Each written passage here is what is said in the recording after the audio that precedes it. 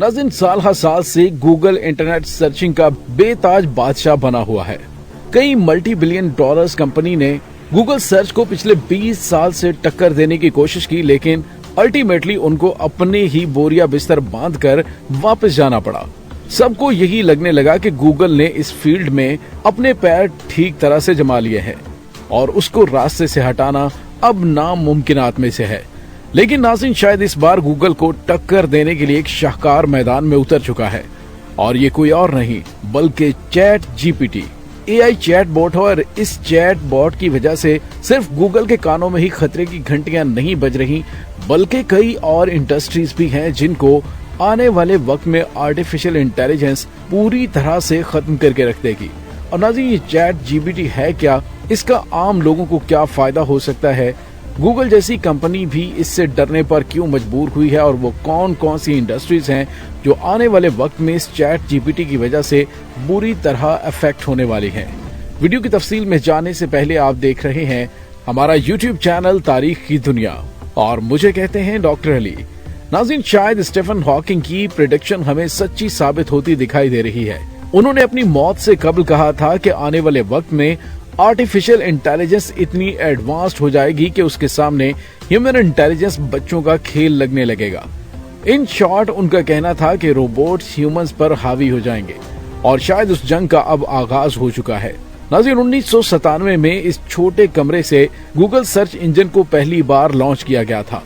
Google की 20 सालों से भी ज्यादा इंटरनेट पर राज करने की सबसे बड़ी वजह फास्ट और एक्यूरेट रिजल्ट्स हैं। पूरी दुनिया में जितने भी सर्चेस होते हैं उनमें 90% गूगल पर किए जाते हैं।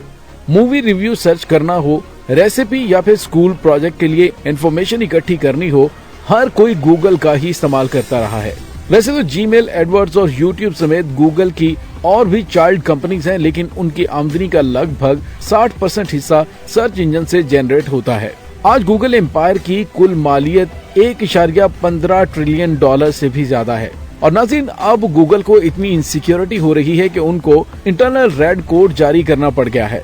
बिजनेस इनसाइडर की एक रिपोर्ट के मुताबिक गूगल की मैनेजमेंट ने रातों रात मशहूर होने वाले चैट जीपीटी एआई प्रोग्राम की वजह से इंटरनली अपने एम्प्लॉयज को अलर्ट किया है।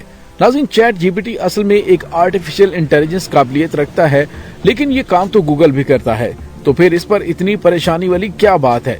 सिर्फ तेजी से रिप्लाई करना गूगल के लिए मसला नहीं, बल्कि परेशानी वाली बात तो ये है कि गूगल पर हमें इंफॉर्मेशन ढूंढने के लिए कई वेबसाइट्स को विजिट करना पड़ता है और जब तक हमें सही इंफॉर्मेशन मिलती है तो हम कई दर्जन वेबसाइट्स और आर्टिकल पढ़ चुके होते हैं।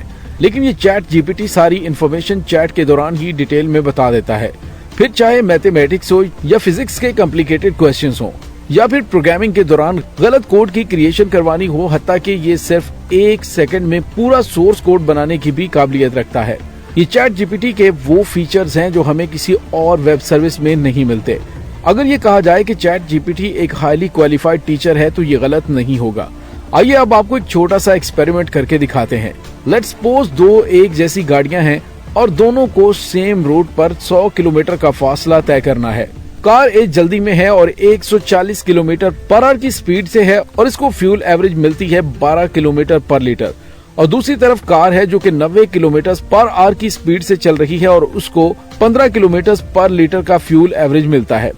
अब हमें ये मालूम है कि तेज चलने वाली गाड़ी यानी कार ए ज्यादा फ्यूल कंज्यूम करेगी। अब यही सवाल हम गूगल और चैटबॉट से करते हैं और देखते हैं कि कौन सही और आसान जवाब दे पाता है।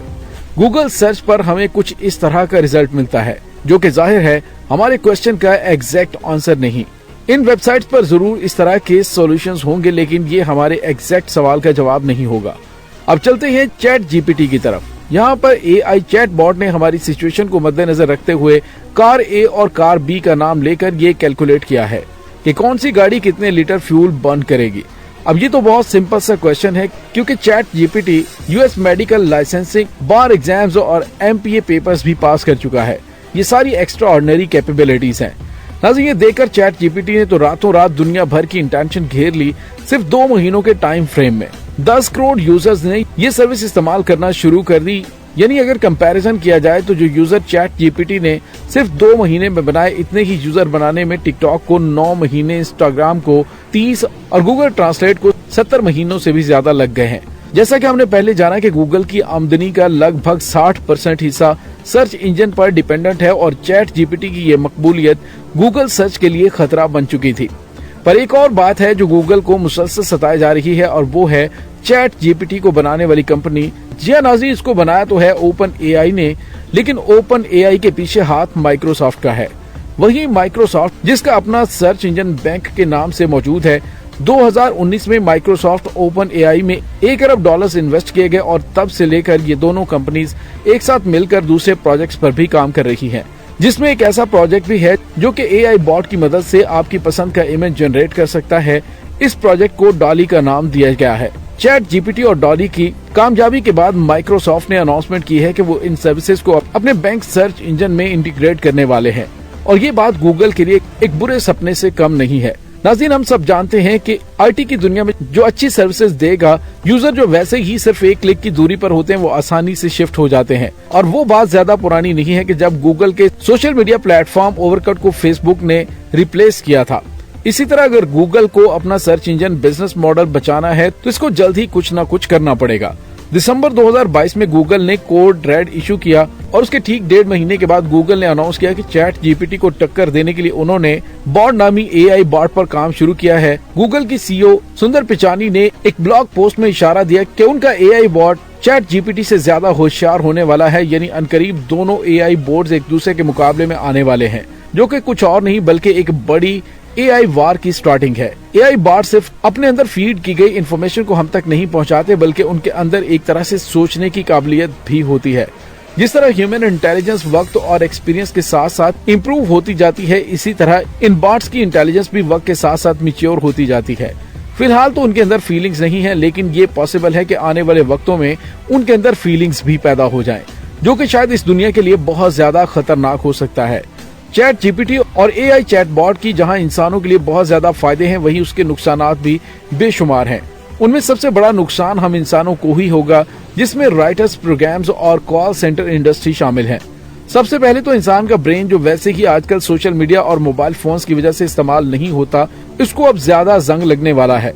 चैट जीपीटी सिर्फ चंद सेकंड में कोई भी प्रोग्रामिंग कोड बना सकता है। न सिर्फ इतना, बल्कि ये उसी प्रोग्राम कोड में मजीद चेंजेस भी कर सकता है और किसी एग्जिस्टिंग कोड में गलतियां भी निकाल सकता है। इसके अलावा कंटेंट राइटिंग, ब्लॉग्स और रिसर्च पेपर लिखने वालों को भी आने वाले दिनों में अपनी जॉब सोच कर करनी पड़ सकती है, क्योंकि जो काम दिनों और महीनों में किया जाता है वो अब सिर्फ चंद सेकंड में ही हो जाता है। कॉल सेंटर एजेंट्स को रिप्लेस करने के लिए इसके लिए एआई बॉट्स पर बहुत पहले से काम चल रहा है। कुल मिलाकर अगर बात की जाए तो आर्टिफिशियल इंटेलिजेंस की वजह से जहां इंफॉर्मेशन का एक्सेस बहुत आसान हो जाएगा, वहीं दुनिया में करोड़ों लोग जॉबलेस भी हो जाएंगे। नाज़रीन, उम्मीद है आपको हमारी आज की वीडियो पसंद आई होगी। कमेंट सेक्शन में अपने ख्यालात का इजहार जरूर कीजिएगा। डॉक्टर अली को इजाजत दीजिए। अल्लाह वारिस।